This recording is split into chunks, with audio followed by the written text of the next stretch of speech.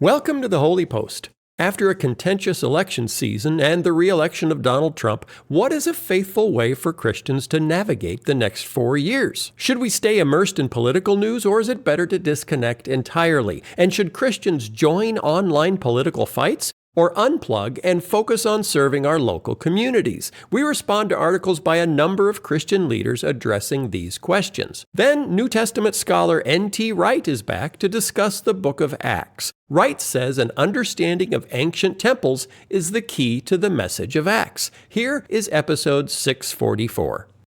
Hey there, welcome back to the Holy Post podcast. This is Phil Vischer. I am here with two people, both on the West Coast, right? What city are you in, Sky? I am in Woodland Hills, California. Woodland Hills, California. And Caitlin, what city are you in? Long Beach, California. Oh, yes. They have that really long beach. I remember that well. And we'll explain why they're there in just a moment. But first, last week, I'm sorry, everyone, I forgot the theme song. And I know that you were all despondent. I guess they stuck it in somewhere. I'm not sure where they stuck it in somewhere, but I didn't do my job. So everyone, my pay was docked. So, it won't happen again because I don't like it when the man comes down on me for my broadcasting errors. So here's the theme song. What's the news that you like the most? Who's your favorite podcast host? If it's breakfast, get your toast. It's Sky and Phil and the Holy Post. Sky and Phil and the Holy Post. And sometimes Caitlin.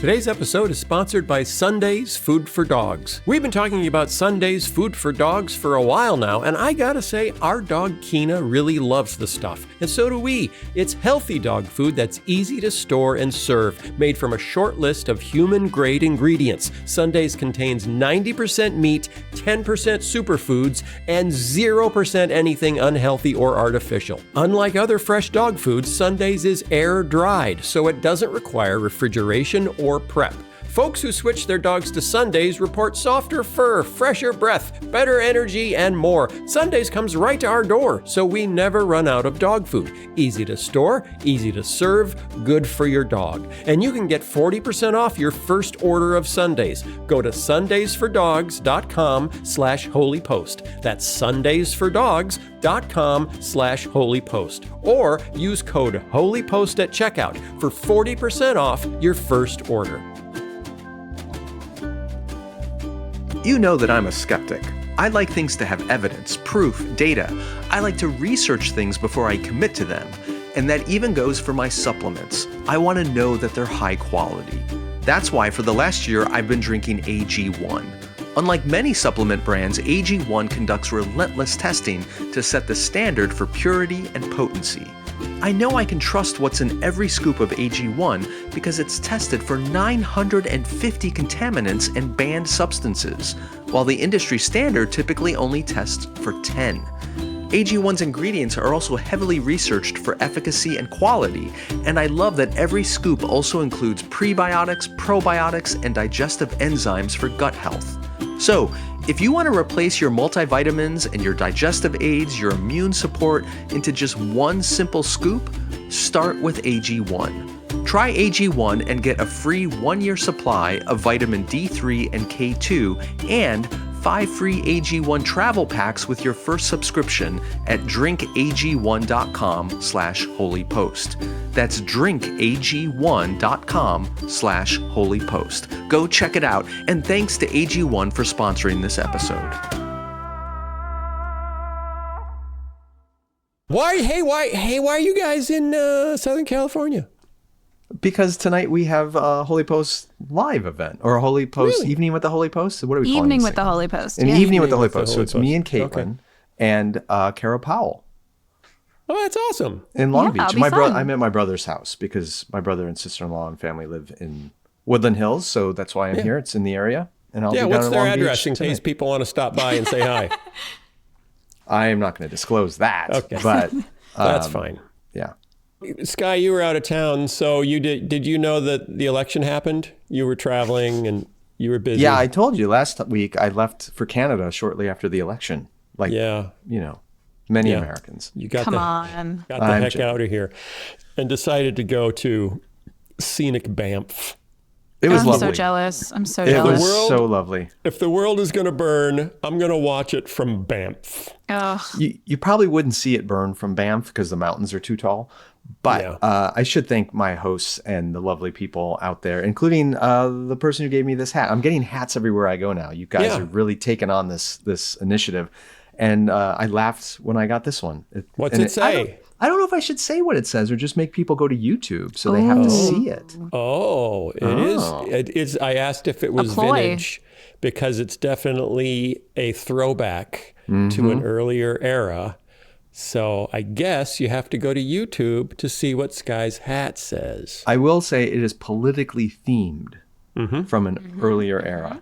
But I have a Yes, lot it of is. hats that we'll get through Earlier in the era. coming weeks. But Now somebody's going to send me an I Like Ike hat so I can compete with you. Earlier eras. And Caitlin gets that reference because it involved politics, Yes. not pop culture. I know some history. Yes, that's good. That's good. Is anybody really dying to mention what's happened in the last week with cabinet picks and such things? It's getting very Trumpy, and some people said, "Oh, he'll moderate." Once he just wants to get in, and once he gets in, he'll moderate, and he'll go like he did in the first time around, and it'll get respectable. And then there was Marco Rubio, and we all thought, okay, well, that's within the realm of plausibility. And then things went completely off the rails, and now it's just like he's trolling us. He's just trolling us. Like, say, Department of Zoology. Who hates animals the most? I'll pick them. So what, Caitlin? What do we do with... No, Sky wants to say something about it. Okay, Caitlin's out. okay, I have two very, very different thoughts on this. First of all, I think you're right, Phil. It feels like he's just trolling us. But are you trolling I think trolls need to recognize they're trolls and that they're trolling. I'm not sure he knows he's trolling because I think he's making a lot of these picks in all seriousness. So is that still trolling? But it's not. Well, it's not based wanton. on qualifications or experience. It's loyalty. It's loyalty. It's entirely based on loyalty. But the specific picks, the least liked member of Congress who is under investigation for his ethics is like, oh yeah, he should be the top cop in America. Is that, there's got to be a sense of, look what I just did. Doesn't there? Maybe. That's why I don't know. I haven't talked to the president-elect. I don't know what's in his head. But I sometimes wonder if he's really doing this to troll Congress, to troll America, to troll Washington, to troll his political adversaries. To troll or the elites. Elites, or is he picking people because they have just pledged complete loyalty to him, and that's what's guiding his decision making? I don't know. So that's my first thought. But the second thought is we are not a political commentary podcast. People can get really deep political commentary in different places. So I don't want to go down that road. But Let's not. I was wondering, what is a Holy Post contribution to this conversation? And what I came down to is I just felt like all the more reason why we really need to be praying for our leaders, and not just a president, but we need to be praying for leaders in Congress, that they would actually feel responsibility to do their jobs, to advise and consent on these cabinet picks. Praying for these cabinet picks, whichever ones get approved, they have an enormous amount of responsibility over huge parts of our government and culture. And so there's very little any of us can do about this unless we're sitting in Congress and we have the ability to vote some of these people up or down. But to just be praying that virtue would return and people would take seriously their responsibility constitutionally and just ethically to the people they are responsible to lead. And I don't know. I'd rather focus on that kind of response than just pulling your hair out over the craziness of some of these trollish picks. I hear you. Caitlin, agree or disagree? No, I agree. I mean, Do you think we should pull our hair out? No, please don't Too do late. that. It's easy for Sky to say. You should have seen him pre-2016. It was a totally different story. That's right. I had luscious locks of hair. I do think, I don't know if it's trolling. I do think, though, and we might return to this theme with some of the other stories we're going to talk about, but I do think there's a recklessness about this that is intentional, of he's making picks that are in some way counter to what that department or position has historically valued. And I think as much as that is frightening, and it often is frightening, and to Skye's point, we should pray and recognize that we have little agency. And so just kind of constantly getting ourselves worked up about it when we can't do anything about it is unhelpful. We have a really helpful, healthy outlet actually for dealing with things that we don't have control over, which is to go to God, who is sovereign over all earthly authorities. But it is also important to pay attention and go, why was that level of destructiveness attractive to lots of Americans? Like, I want us to listen to the fact that it's not just that people thought, I mean, I think in 2016, we could get away saying, at least for evangelicals, right? They just cared about Supreme Court picks and they cared about abortion. That wasn't even true in 2016, especially now in 2024 with the real move of almost every demographic group towards Trump as opposed to away, seeing what happened in the last administration. I think it's worth a lot of us just reflecting on, there's something about the style and the approach that is attractive to people. And I think part of it is this kind of destruction of the status quo and a recklessness about it. And we should pay attention to that because it says something about how people are feeling and how they want people to respond, even if I don't think this is the right response at all to what's wrong with our current politics. Yeah. Kind of surprised Hulk Hogan wasn't named Secretary of Defense. Hey, you know what? There's still a lot of open spots in the government to be filled. So get him in there You don't somewhere. know. All right. Before we go with what I wanted to talk about today, here's something important that you guys probably didn't know, and you should know, but you don't know it, and I know it, so I have to share it with you so that you know it. Did you know how farming gave humans overbites and the ability to pronounce the letters F and V? Did you know that? Farming gave us the ability to pronounce the letter F. Was that because farmers often hurt themselves and they needed to shout something? No, Sky. Didn't know that. F's and V's belong to a group of sounds known as labiodentals. Oh, Did you yeah. know that? Oh, you Lips knew and that. teeth. Lips and Caitlin, teeth. lips and teeth, labiodentals. They happen when you raise your bottom lip to touch your top teeth and are used in more than half of today's human languages. So it's kind of, both of you are trying to do it right now. Okay, now you got to go to YouTube, everyone, both to see Sky's hat and then to see both of them practicing their labiodentals. So almost half of human languages do not have those sounds, F's and V's. That's something I learned. Yeah, that's interesting. So here's the deal. I'm glad I'm part of the F languages. Yeah. Oh, yes. The F of V. Well, considering my last name and my first name, both Important. I'm a big labiodental kind of a guy. As hunter-gatherers, our ancestors ate a diet that was minimally processed and required more effort to chew. As a result, by adolescence, their teeth would develop what's called an edge-to-edge bite, where the jaw is elongated so that both the bottom and top teeth are completely flush with one another. Okay, if your bottom and top teeth are completely flush with one another, it is very hard to do F and V sounds. Widespread agriculture, this guy is really working it out, working it out now. Widespread agriculture meant more soft foods like stew and bread and less laborious chewing. Over time, the slight overbite that most people are born with, see, this is the key. Most humans are born with a slight overbite, but then they would lose it through aggressive chewing of bison and whatever. Over time, the slight overbite that most people were born with stayed preserved because chewing had become less arduous. This also made labiodentals easier to produce with the mouth. So the theory is those sounds would not be common in our languages if farming hadn't made chewing less laborious.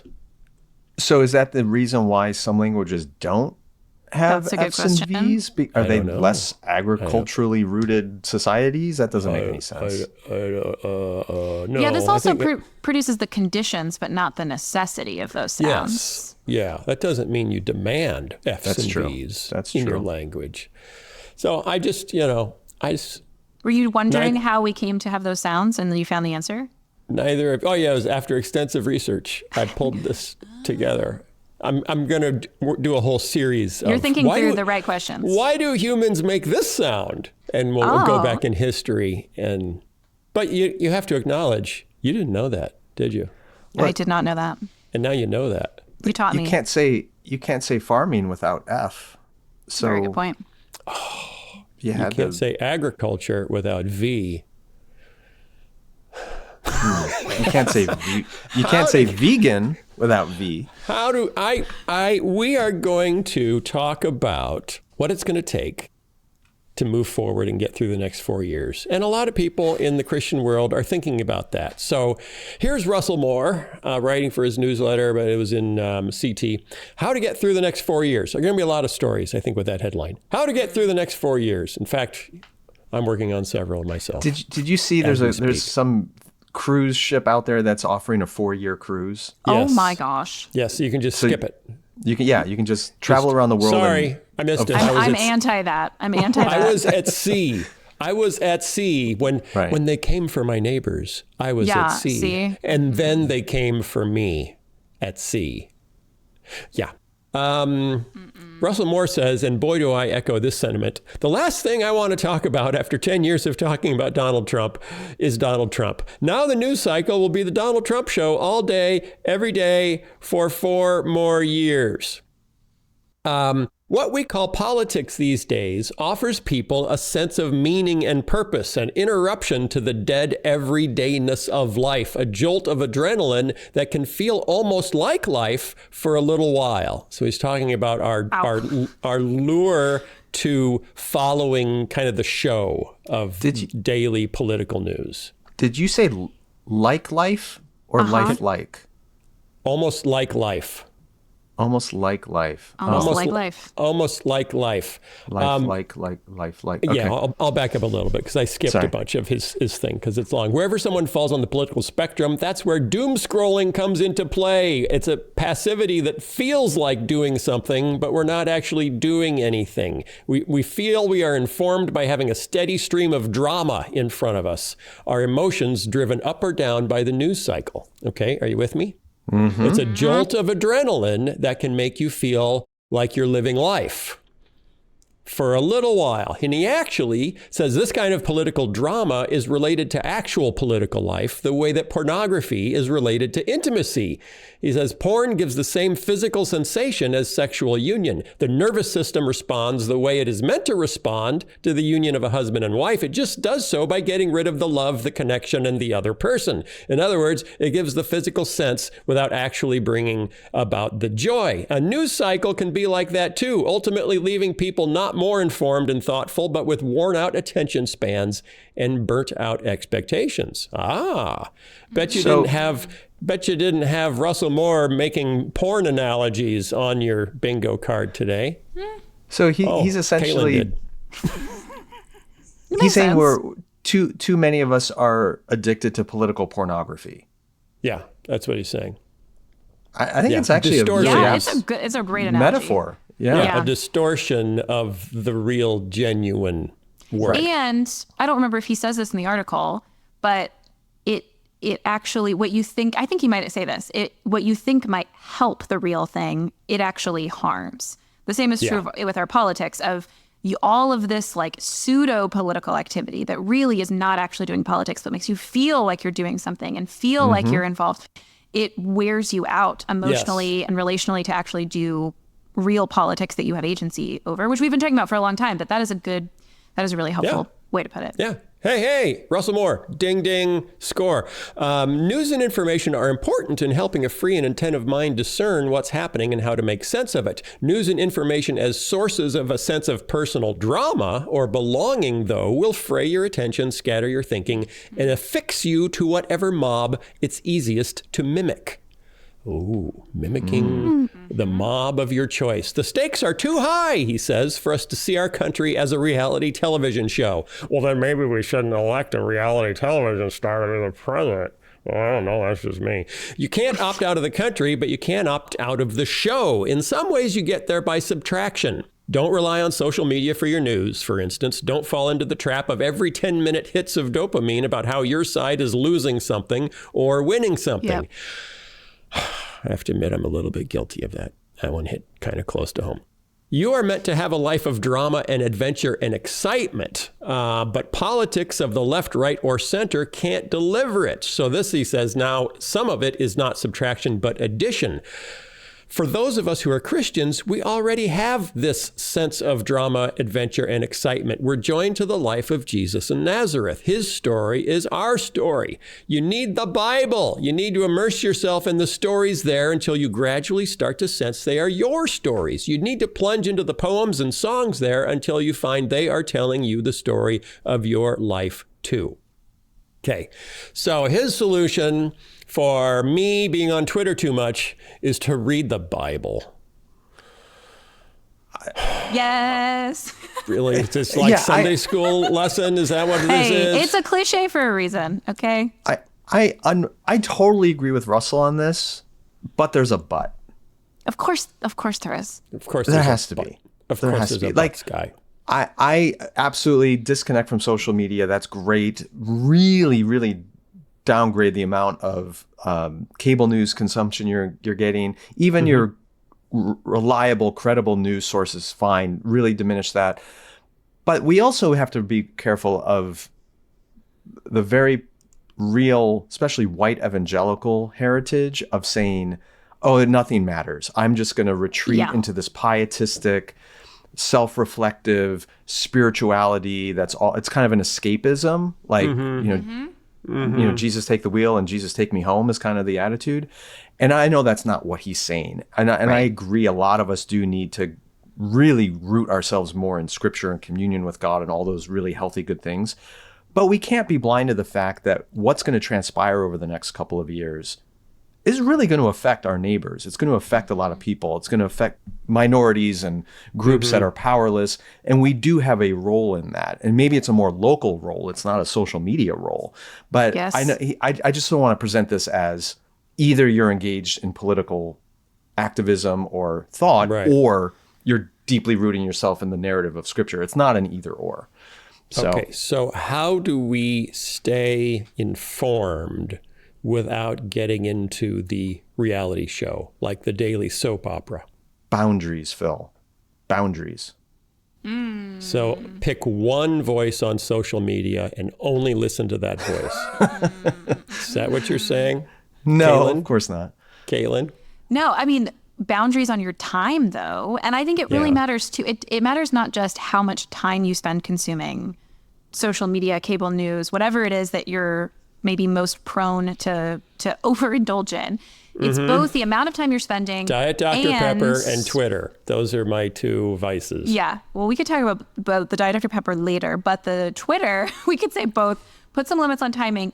Also, pay attention to when you're going there and under what kind of mental and emotional place you're being drawn there. So like I listen to a handful of podcasts to get a lot of my news. I realized maybe a year or two ago that I was doing them first thing in the morning on my morning walk. And there was something about starting my day that way that was not healthy for me. And I didn't actually pretty drastically change how much of those I was consuming. There's like 3 or 4 I regularly listen to. I still listen to them regularly. I just don't do it first thing in the morning. That makes a huge difference on not only, to Sky's point, not only my kind of inner well-being and my spiritual life, but also my ability to engage well in my community is changed by how frazzled my nerves are and by how stressed and fearful and angry I am. If I find ways to consume that media, not just less, but under the right conditions, it actually makes me into someone who can respond to it well. And I think when it comes to things like social media, et cetera, it's not just amount of time, like set a timer for how long you'll be on, but the format that you receive it in too. Like I like podcasts because it's not quite as immersive as watching news on TV or Twitter. Like my life changed when I took Twitter off my phone. Like I'm still on Twitter sometimes, but like having that level of access to it all the time made me feel constantly connected to the conversation, even when I wasn't on it. It's like it's in my pocket while I'm having dinner with someone. There's a little tiny part of my brain that's like aware that I'm connected to whatever conversations are happening. Someone might be responding to me right now. That could be happening. Right, if it's just not on my phone, it changes my relationship to it. So that's not maybe true for everyone, but I think asking those kinds of questions of, in what form am I accessing this media? When am I accessing it? And under what kind of emotional and spiritual conditions am I drawn to it? Are good questions to ask. Okay. So how do we get a healthy stream of information? Sky, go to Banff and just listen to the caribou? I would recommend that for sure. I did the same thing, Caitlin. I deleted Twitter from my phone months ago, and I check it on my desktop from time to time throughout the day. And most of what I now do on Twitter is really just promoting HOLYPOST stuff, and occasionally I'll interact. But yeah, I think those boundary things are really important. And then we do need to curate and aggregate sources of news that are less likely to target our amygdala, which is sort of the fear and anger center of our brain. And it isn't that there aren't going to be fearful things that are in the news or scary things that happen, but some people will want to really amplify the fear and anger because it keeps you addicted to their website or source or YouTube channel, whatever it might be. So to pick those sources that are communicating what's happening accurately, fairly. Have you seen what's that website? It's not bothsides.com. What's that one that tells you like different media outlets and where they fall on the spectrum left to right? Yeah, somebody will look it up and then they'll tell us and then we'll know. All Sides. All Sides. All Sides. Like that's another thing you can look at. That was the voice of our producer, Mike. That was Strelo.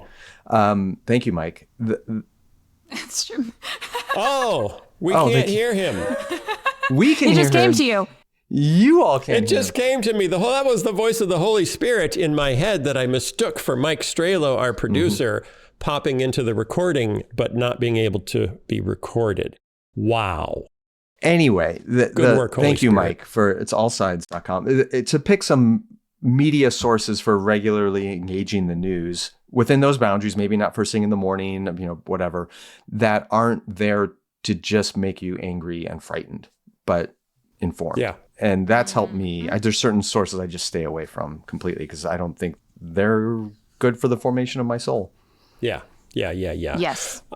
Our friend Tish Harrison Warren also has some recommendations. And this was a piece she wrote for Christianity Today before the election, but it is still appropriate. It's called Go Slow and Repair Things. And she starts out just with her own level of concern and sometimes anxiety. She says, we're facing huge problems as a culture. Stories of violence and war blare from the headlines. Human life of an embryo, a refugee, a Jewish or Palestinian child, or an immigrant is devalued and left unprotected. The evangelical movement, she says, has become unrecognizable to me as many evangelicals hold seemingly inexhaustible loyalty to the MAGA movement. My theology hasn't changed, but I'm more confused by, alienated from, and concerned about American evangelicalism than I have ever been. Anyone relate to that? Anybody on this podcast? Oh, I see that hand, Sky. Is there another? I guess Caitlin's not paying attention. No, I'm reading the article with you. Caitlin's elsewhere. More broadly, I've never been as discouraged as I am now by the state of the American church, which often reflects the same polarization we see in American culture. This is where she takes an unexpected turn. I've been reading Cy Montgomery's Of Time and Turtles, which explores the lives of those seeking to rescue and rehabilitate what Cy calls the most imperiled major group of animals on Earth. Turtles. Did you know? I don't know. Maybe Cy's just making that up. Do you think turtles are the most imperiled major group of animals? That's the next question for you to go find the answer to, Phil. Yeah, it is. That's right. The book centers on Montgomery's work at the Turtle Rescue League in Massachusetts. If you're in Massachusetts, go look it up. They could use your help. Many species of turtles, she explains, are at extreme risk of extinction. The problems are so big it feels almost pointless to try to help these creatures. And yet, Montgomery finds a merry band of people networked together across the world who go to breathtaking extremes to save and rehabilitate turtles, one by one, shell by shell. And then she says, as odd as this connection may seem, this book has renewed my commitment to the local church, which is like a turtle. The local church is like a turtle. As we face huge problems as a culture and a church, it's tempting to look to big things for big solutions, national elections, mass movements, revolution, a spectacular revival, some intensely viral online message. I'm still trying to craft the perfect tweet because I think if I can tweet the perfect tweet, I can make everything better. But Montgomery has reminded her of the virtue and necessity of change wrought by smallness, patience, and time. There's a saying that began as a mantra in Silicon Valley, but increasingly applies to our culture more broadly, and I'm hearing this all over the place. Move fast and break things. This past year, as we've planted a small church and grappled with our bewilderment at how to be faithful in this cultural moment, my husband and I have adopted a mantra of our own. Go slow and repair things. I don't know, she closes, I don't know how to solve the big problems of the world. I wish I did, but I don't. And I don't know how to repair a church in America that has become politically idolatrous and does not exhibit the fruit of the Spirit.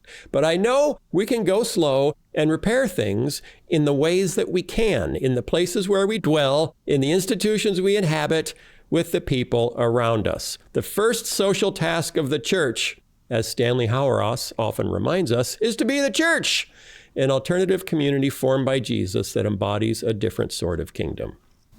So, thoughts? Is she onto something, or is she out to lunch because we need to go big or go home? Go big or go home! I'm waiting for Sky to make his critical comment first. No. I think I have nothing critical to say. I think she sounds an awful lot like Jesus, who talked about the kingdom Turtles coming a lot. in Jesus. the forms of little things like mustard seeds and yeast. That's right? Children, right? Yeah, he takes the conventional way of thinking and turns it upside down, and Phil, the first book I wrote, The Divine Commodity, the last chapter of that book is called Teaching the World to Sing. I quote you in that chapter, if you remember this. Yeah, I do. But that whole chapter is about, and you wrote about this in your book, Me, Myself, and Bob. I'm just going to plug everyone's books. Caitlin's written something too. I forget what it is. About this. That was great also. Yeah. No, but you in Me, Myself, and Bob, you talked about in your early years with Veggie Tales and Big Idea. I mean, it's called Big Idea. Big Idea. I was trying to go big or go home. That's right. You thought, I got to go out there. I went home. I got to go out there and change the world for Jesus. Right. And you beautifully talk about your journey and figuring out, no, I don't have to change the world for Jesus. And so anyway, that whole chapter is about the sort of the evangelical assumption that we need to operate like the world. We need to be like Coca-Cola. We need to be like Apple. We need to go out there and change the world in some big, dramatic, flashy way. And yet the way of God's kingdom it's small, imperceptible things that he ends up using in his time and in his way to do his work and grow his kingdom. And I think that's what she's talking about. Caitlin, but can we afford to go slow? Because one of the things I hear from the far right of the evangelical world when they talk about, for example, Tim Keller's winsomeness, his winsome approach to culture, his winsome approach to, the secular world, is that Tim Keller didn't realize what time it is. And the time for winsomeness has passed. And now we're in so much trouble that we can't afford to think small anymore. We got to go big. Caitlin, what do you think? You agree? No, but I'm so excited you asked this way because it's what I wanted to say anyway, which is... I knew that. Which is... I could sense it. Yeah, we're on the same wavelength, Phil. 2 days after the election, I was teaching on Ecclesiastes in my church's women's Bible study. And I picked that date for that reason. We're finishing up Ecclesiastes. I mean, Ecclesiastes is like the perfect response regardless of what had happened. I just knew 2 days after the election, we kind of maybe needed to read from a book that just is like, for people who aren't familiar, go read Ecclesiastes. But like, meaningless is what it says over and over again. Like it's an author saying, I keep trying certain things. I keep seeking earthly pleasures. I keep pursuing these endeavors and thinking that will satisfy me, and they keep failing. And ultimately life just seems meaningless. And it was such a good word after the election because whether you were thrilled with the results or whether you were horrified by the results, both people were tempted, I think, to think this is a certain kind of time. Like this in some way is the hinge of history. Either we saved democracy, we saved our country, we can make America great again, or this is the hinge. Democracy was at stake. It's been lost. We should despair. Everything is downhill from here. And Ecclesiastes, one of the beautiful things it does is say, with whether you're triumphant or despairing, neither of you are totally right. There is great joy and great suffering in the world, and both are true all of the time. And even the things that you think will fix things often fail to fix them, which also is good news if you think that those efforts aren't actually good. They won't succeed in all of the things that they try to. And so even back to what you said earlier, Phil, about like this temptation to say, I'm going to craft the perfect tweet, or I'm going to, build the perfect movement. I love in chapter 11 of Ecclesiastes is when it starts into this, like, you can try, you can ship your grain across the sea, you can invest in all these ventures. You don't know what will succeed, but it ends with like, you do your work. You do the work in front of you, not knowing what the results will be. Who can know, it says, like what God, your maker, is doing? You can't know where the wind will blow. You don't know how a child is formed in a mother's womb. You don't know how God will work.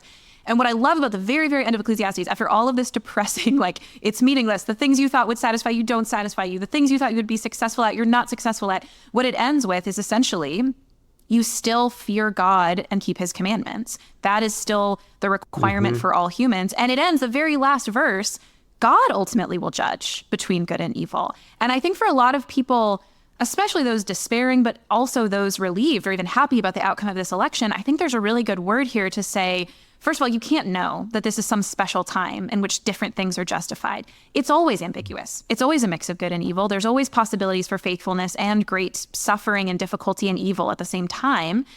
But the call upon you is the same, to fear God and keep his commands, and not to assume that you are in the position that God is in of ultimate judge over good and evil. You can make provisional judgments with the guidance of the Holy Spirit, the help of your community. We should be looking in our communities for where is the goodness and how can I respond to the great evil.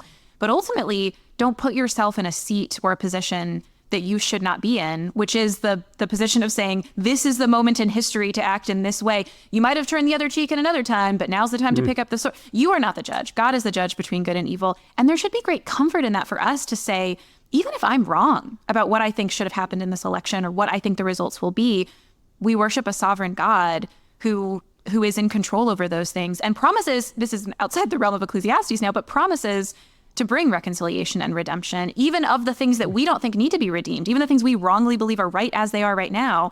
God is the one that will judge between good and evil and ensure that good is how the story ends rather than evil. Okay, can I riff on that for just a second? Riff away. Riff away. I love that, Caitlin. And I just wrapped up no buts. I just wrapped up a lengthy study through Psalms and with God Daily.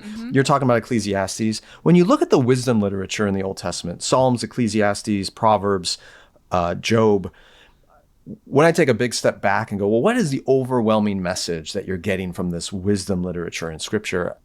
My summary would be, God's ways are mysterious, and we can't always figure out what he's doing, why or how, but we trust his character.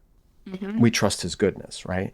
And when you look at what's happening in our country right now, even globally, there are so many Christian voices out there that are trying to tell us what God is doing. Here's what's happening. Here's what the election means. Here's what moment we are in history. Here's what it calls for. And people with so much declarative certainty are saying, this is what God is doing.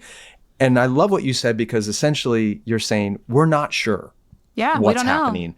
And we should be humble enough to admit we don't know, and therefore we might make mistakes in our responses. And it's a reminder that in these moments, we don't put our trust in our ability to know exactly what God's doing. We put our trust in his character. He is still good. He is still loving. He is still merciful. And we look to the God revealed in Jesus Christ. That's where our hope is, not in our ability to know exactly what's happening. Yeah. The only thing I will add, because you've both spoken so eloquently and beautifully and inspiringly, is that it really helps if you're part of a local group of faithful sojourners, that there's some context where you are with people in the flesh and you are seeking to follow Jesus together, and not necessarily online. People that will bring you chicken soup when you're sick, people that will show up when you need to move something. But that kind of community where you can wrestle with our salvation in a local context and say, hey, did you hear what's going on, in the neighborhood next to ours? Well, let's show up there. That I think the less time I spend in a local context with real, actual flesh and blood people, the worse off I am. Yes. So, my 2 cents. Yep. Agreed, Phil. Agreed. Okay. We have, there's another Holy Post event coming up in a week. We found out the date, right? What's the date? On the 23rd in San Diego, California. San Diego, California. Go to holypost.com and I'm sure you can look it up and find out about it. And that, wait a minute, that's with Caitlin and... there's a bunch of us. It's with me, It's with Esau, it's with Amy Peeler, and it's with Nijay Gupta. Oh, wow. That's going to be awesome. Maybe I'll come to that one. That sounds good. I want to see it. I don't travel very much, so I don't show up at these events. Yeah. And just as a reminder, these events are actually sponsored now by the Litvin Divinity School at Wheaton College. So if you appreciate the events, go get a doctorate at Wheaton College at the Divinity School and show your support. And they'll say thank you. Dwayne Litvin will come to your house personally. We got a guest. It's going to be great. Go to holypost.com. Check out HOLYPOST Plus, all the free stuff all the content that we're making that you get on HOLYPOST Plus by subscribing. And thanks for listening. We'll be back in another week to try to not talk about the elephant in the room, but talk about the lamb. I thought you were going to say turtle. Oh, turtle, yeah. Oh, I like that better, yeah. Yeah, talk about the turtle. One shell at a time, sweet Jesus. One shell at a time. Okay, see you next time. The Holy Post is sponsored by Faithful Counseling.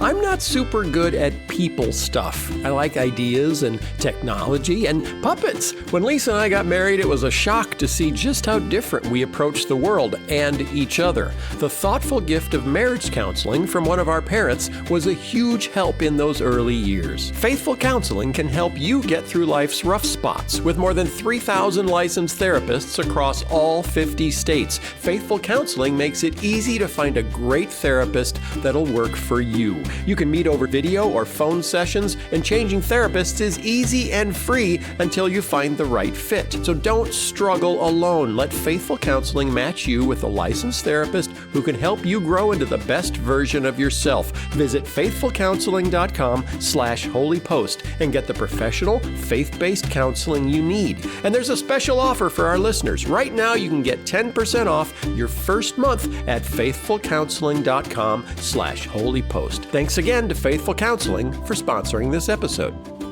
Today's episode is sponsored by Blueland. It's that time of year again. Food, friends, family, and cleaning? Yes, more guests can mean more mess, and cleaning up can mean more single-use plastics, but not with Blueland. As we've mentioned before, Blueland is on a mission to eliminate single-use plastics with their endlessly refillable cleaning products. It's easy. Grab one of their beautiful Forever bottles, fill it with warm water, drop in the tablet, and get cleaning. Refills start at $2.25, and you don't have to buy a new plastic bottle every time you run out. Cleaning sprays, hand soap, toilet cleaner, laundry tablets, all Blueland products are made with ingredients you can feel good about. And this holiday season, Blueland is having its best sale of the year, so you can shop sustainably for your friends, family, and even yourself. To take advantage of their best sale of the year for up to 30% off your entire order, go to blueland.com/holypost. You won't want to miss this. blueland.com/holypost. That's blueland.com/holypost.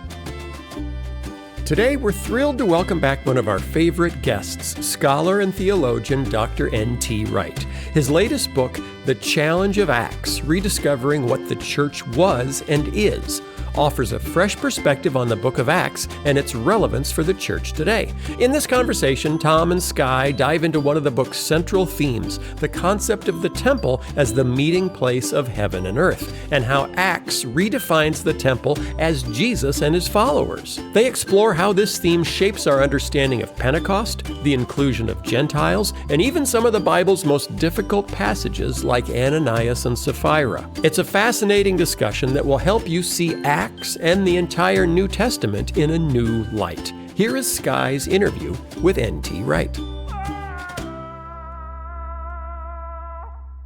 Tom Wright, welcome back to the Holy Post. Very good to be with you. Delighted to have you back. You have yet another book that I've thoroughly enjoyed reading, The Challenge of Acts, Rediscovering What the Church Was and Is. Let's begin with one of the themes that dominates your understanding of Acts, which is that of temples. You say that Acts 1 and 2 is really about Jesus and his people being the true temple of God, and that so many of the controversies that occur throughout the book of Acts are really only able to be understood through this lens of temple. So let's begin with the ascension of Jesus in chapter 1, where he ascends into the heavens. Yeah.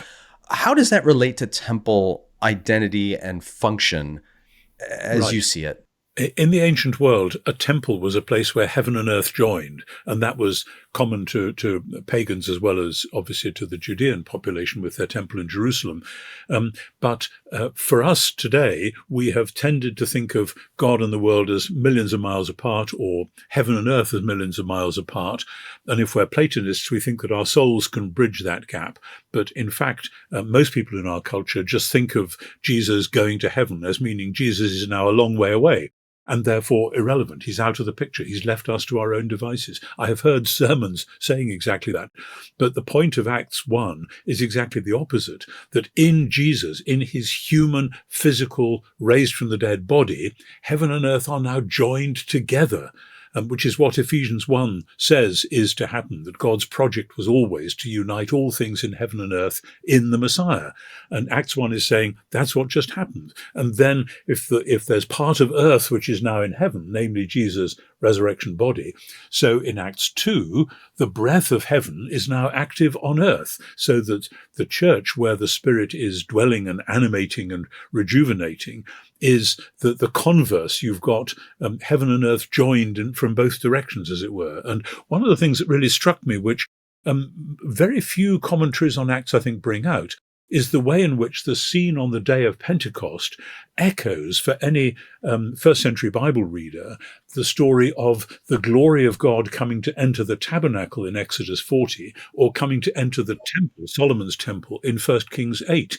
I think that would have been readily seen and understood, so that then, no surprise, guess what? If the church is constituted as the new temple, who's not going to like this? Well, the temple authorities in Jerusalem or Ephesus or Athens or various other places. So I think that gives a whole thematic to the book, which we've normally missed out. Yeah, I concur, obviously, with your view of the temple being central to understanding this, but I want to poke at a few things that I'm curious about. This is not the first time this temple imagery has been introduced in the New Testament. Jesus in the Gospels identifies himself as the temple, and that gets him into some trouble with the authorities. Yep.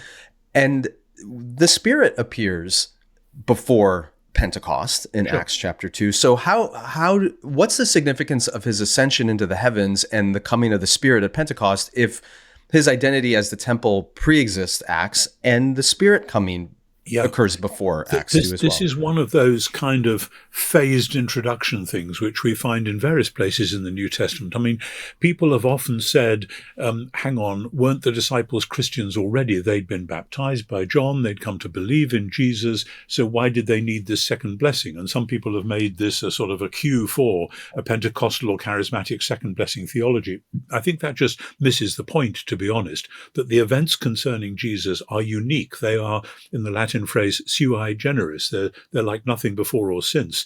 And so it's the point at which the great past of God the Creator and all his purposes, of God the covenant God of Israel and all his purposes, meeting God's promised future, the new creation, as it were, coming in the other direction, coming fast forward into the present. And so there's this jumble of events which we've got anticipated and then fulfilled and then developed and then yet to be fulfilled in another way. So it's all part of what we've got in the New Testament as a whole, which is the now and the not yet.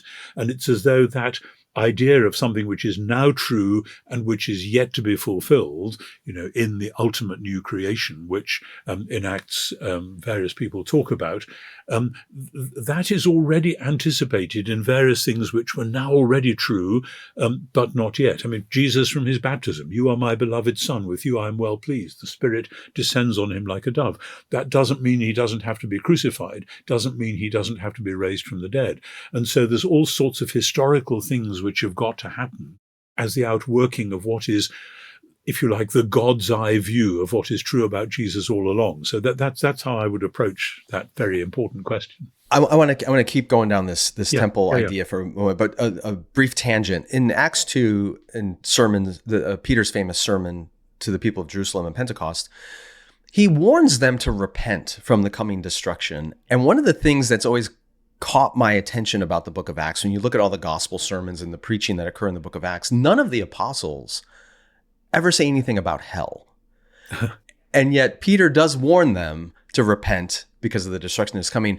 Put his message and his warning in the way the hearers in the first century would have understood it versus where we often go in our hell preaching in our post-Reformation age. Absolutely. It's post-medieval, and actually the heaven-hell idea, which really is an ancient pagan idea. That's not something you find in explicitly like that in the Jewish texts of the first century or in the early Christian texts in the way that we have conceived it.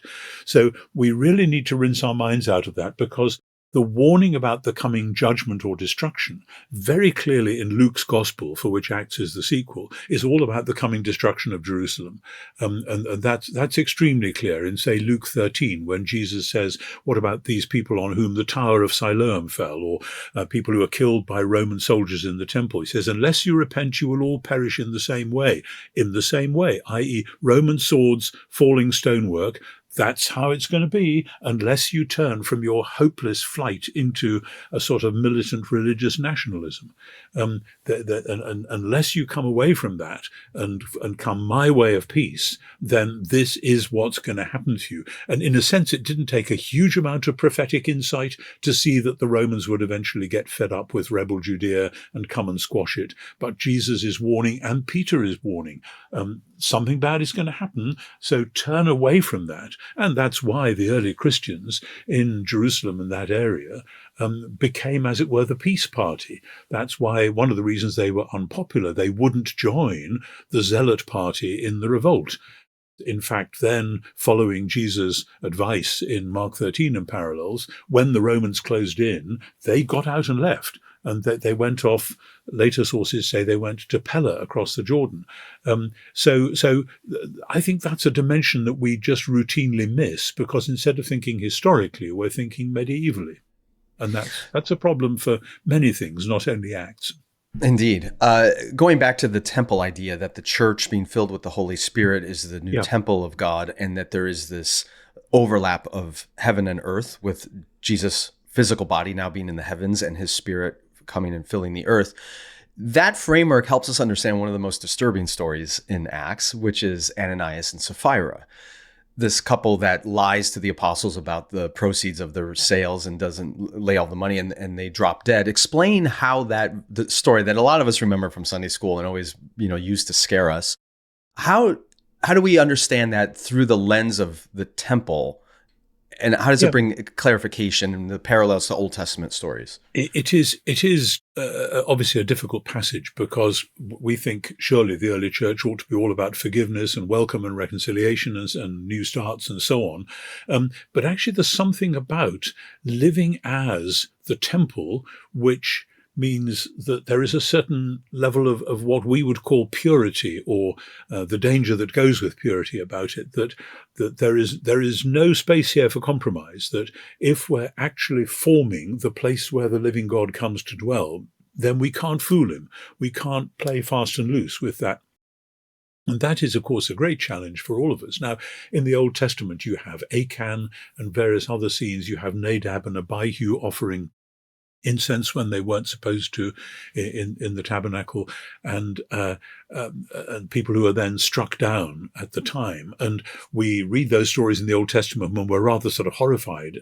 What is God doing here? But it is all about, hang on, if the holy, true God is coming to dwell in the midst of his people, then you need some pretty stringent health and safety regulations.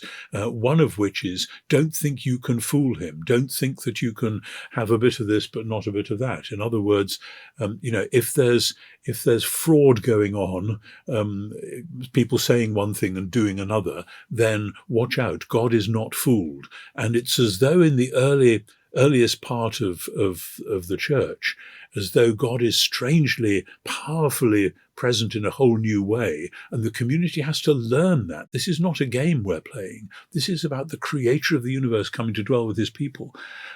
So that in a sense doesn't explain it away. It, I think, helps us, though, to see it in its first century context, and that may be the best we can do. Yeah, the story that comes to my mind is it 1 Samuel 6 or 2 Samuel 6, Uzzah accidentally touching the Ark of the Covenant and dying instantly. Well, quite. And David himself thought that was unfair at the time, and we are inclined to agree with him.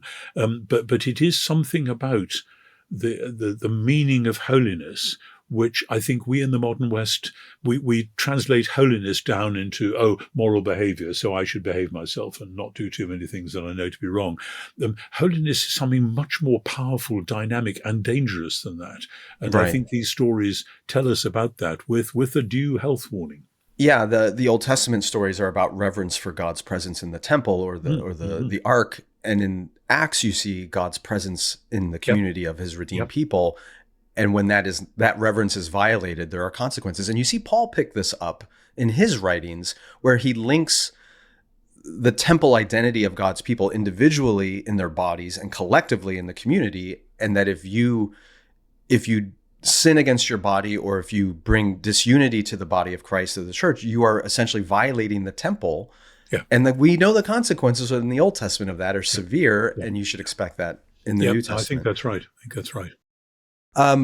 Okay, so if we really understand that the New Testament church is seen as the temple of God, and that's a dominant theme in the book of Acts, help me understand this part.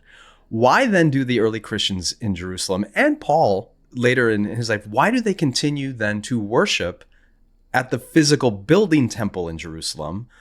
And why don't they just go, we don't need that anymore because we are the new temple? Explain that.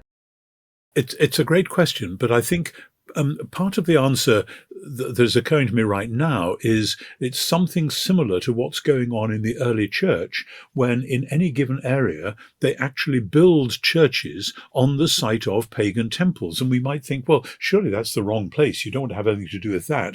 And the answer is, well, no, these were places which were sacred sites in former days, and we're not affirming that, but we're saying we don't want to leave those as they were. We want to redeem the whole culture and plant flags for Jesus in places where the great pagan gods have been worshipped. In a sense, that's what Paul is doing in Athens, though that's another story. But you can see this in various places, like St. Clement's Church in Rome, for instance, which goes all the way down from layers of churches archaeologically, all the way down to a Mithraeum at the bottom. And you think, well, fancy the Christians doing that. And the answer is, Jesus is Lord and Mithras jolly well isn't. And this is how we show it. So I think there's a bit of that they are wanting to be, as it were, the temple in waiting, rather like, the Qumran Covenanters, the people who wrote the Dead Sea Scrolls, they thought they were the true temple, and they were waiting for their chance because they had been in favor at the time of Herod the Great, who rather liked them for various reasons. So they'd lived in Jerusalem, but then under his successors, they weren't so popular, so they'd gone back down to the Dead Sea. But they were waiting for their chance to come and be the real temple hierarchy, and maybe Peter and James and John were thinking that when God acts, then we'll be right here in pole position. But I think the other thing is, again, it's about now and not yet.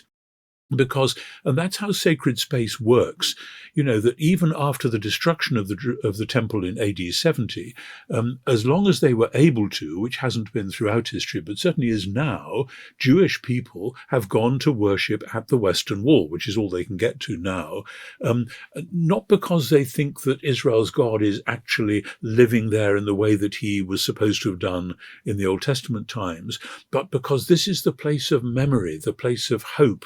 And I think in a way that's what we see with the early church, that they are coming to the place where Yahweh has met with his people because he is meeting with them again. So where else would they go? And if they simply went off down to the Dead Sea or off somewhere else or back to Nazareth or somewhere, then that might imply that there were two dispensations, as it were. There's the Judean one there, well, okay, and then there's us up here.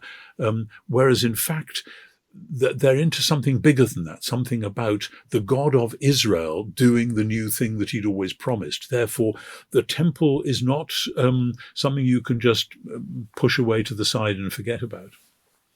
We could dive into the particular stories in Acts in infinite depth, but I want to hit on the broad themes that you draw out in this book. Temple is definitely one of them. Another one is the inclusion of Gentiles. Yeah. In this reconstitution of Israel in their Messiah, Jesus. Explain the link between all this temple theology that we see in Acts and the inclusion of Gentiles.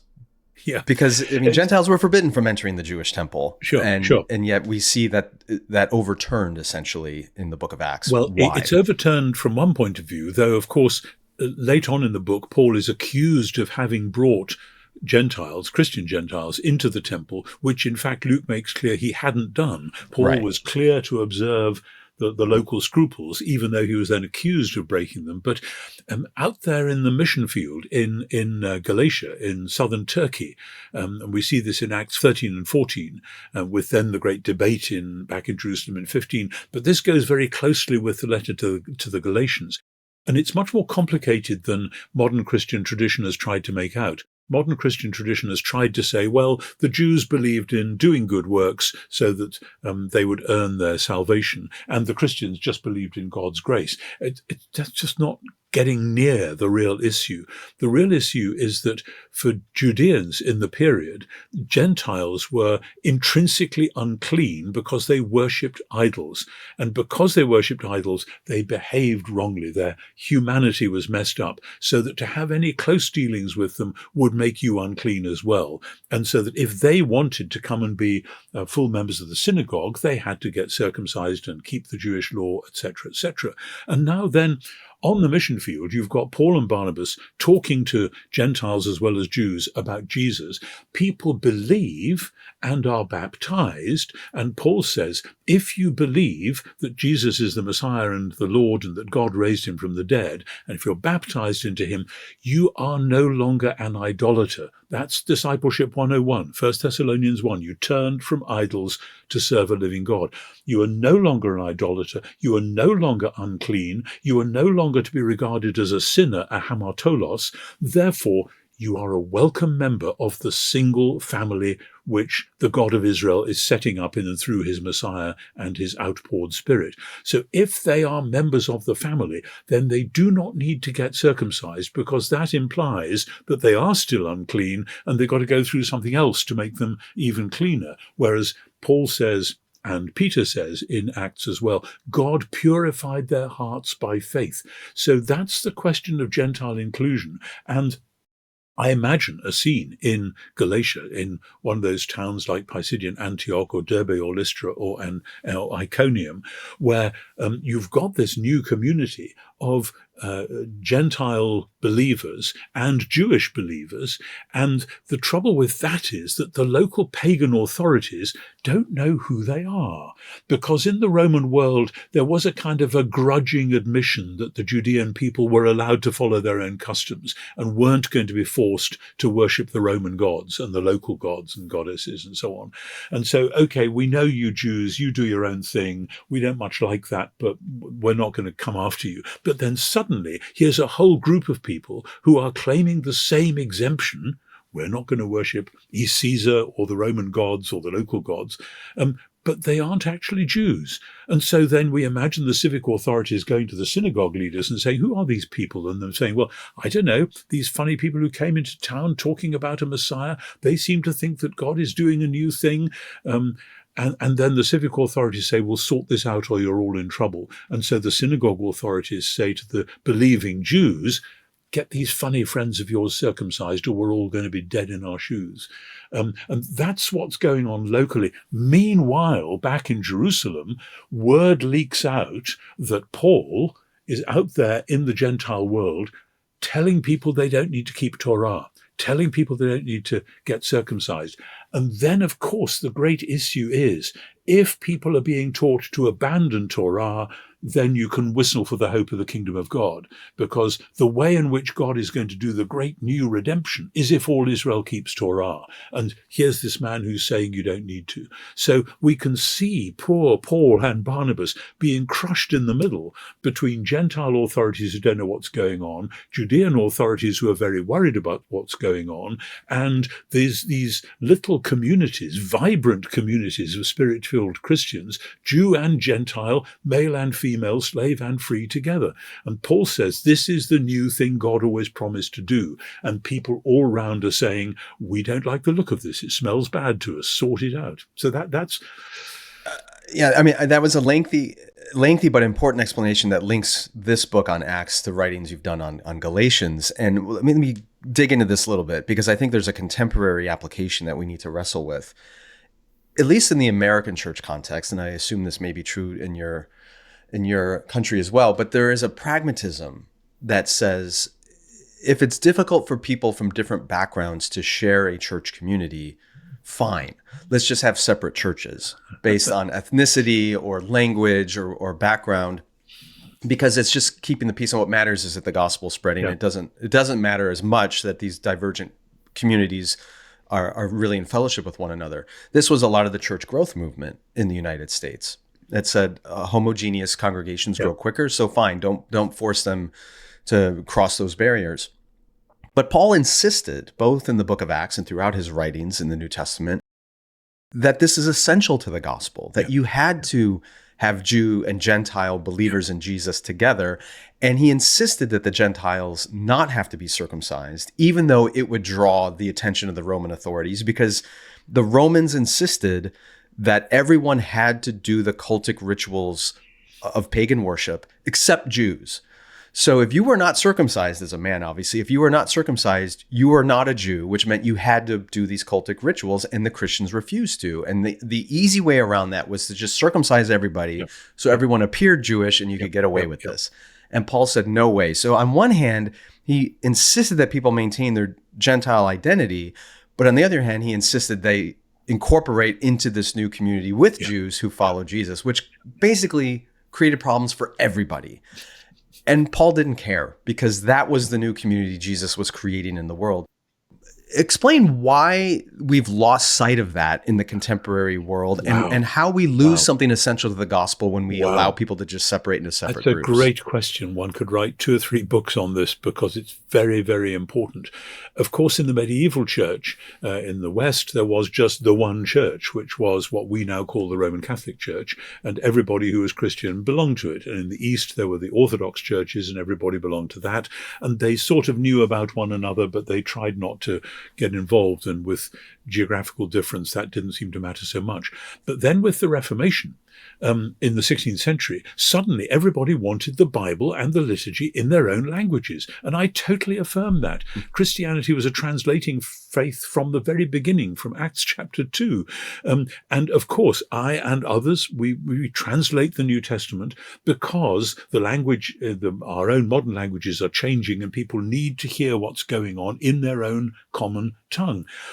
When that was happening in the 16th and 17th century, it seems that nobody much noticed that this theme of church unity across ethnic boundary lines was absolutely vital in the New Testament, and not a sort of odd add-on thing.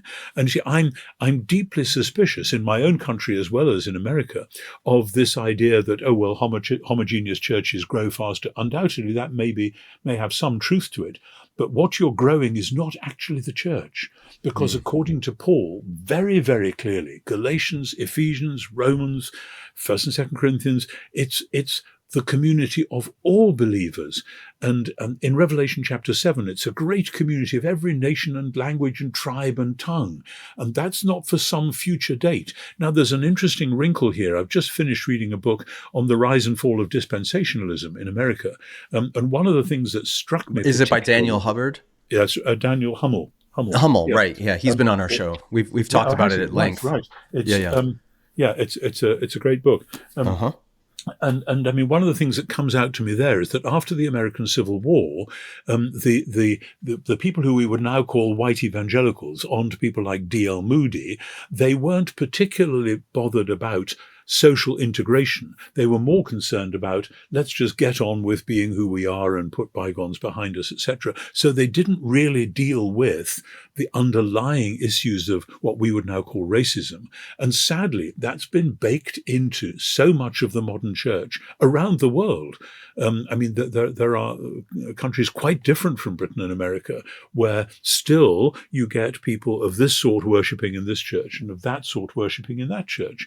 I mean, if you go to Jerusalem and look for Christian churches, well, you won't find very many, but there are Arabic churches and Jewish churches. There is a bit of crossover, but not nearly as much as you'd want. Of course, there's lots of mutual suspicion. And Paul would say that's the whole point, that the church is supposed to be, this is the mantra I've been using recently, the small working model of new creation. And new creation is neither Jew nor Greek, slave nor free, male and female, all one in Christ. And unless the church is modeling that, how can we possibly talk about new creation? We've escaped into Platonism and said that as long as our souls are going to heaven, and as long as your soul's over there, 3 streets away, your souls are probably going to heaven as well. But let's not try and get to know each other en route, because that's kind of socially embarrassing, and we don't like that mixture. So that's my analysis of where we are, I'm afraid. When I was a seminary student, this is 25 years ago, I was teaching a class in my church on 1 Corinthians. I was an intern at this church on 1 Corinthians, and we were talking about the divisions in the early church. And I remember putting a quote from Martin Luther King on the board where he said 11 o'clock Sunday morning is the most segregated hour in America. And it was an older group. I was 26 at the time, and there was this older group that I was teaching. And I asked everybody, what do you think about that? And it was quiet. And finally, this older gentleman in the back of the room said, I think that quote is true. And I think it's good. And I think it's how God wants it to be. Wow. And being young and insecure, I didn't know what to say. So I asked him to clarify, explain more what you mean. And his response was, well, in Revelation, it says we're all going to be separated around the throne of God by nation, tribe, and tongue. And if that's good enough in heaven, why can't we all be separate down here? And it's exactly what you're saying, like that we've inherited that way of thinking, that it doesn't matter. It's not essential to the church. And that, in fact, segregation is not against God's will, but it's part of his eternal plan. I've never heard that interpretation of Revelation 7 before. I mean, it seems to be clear. Revelation 7 this is a rich mixture. This is a multicolored polychrome community all muddled along together. And I mean, you look at the church in Antioch, in the very early church in Antioch. Antioch was a melting pot. It was on the trade routes. People of every sort came through town. It was a single church. And the minute that somebody said, actually, Jewish believers should eat at a separate table, Paul stood up and said, absolutely not.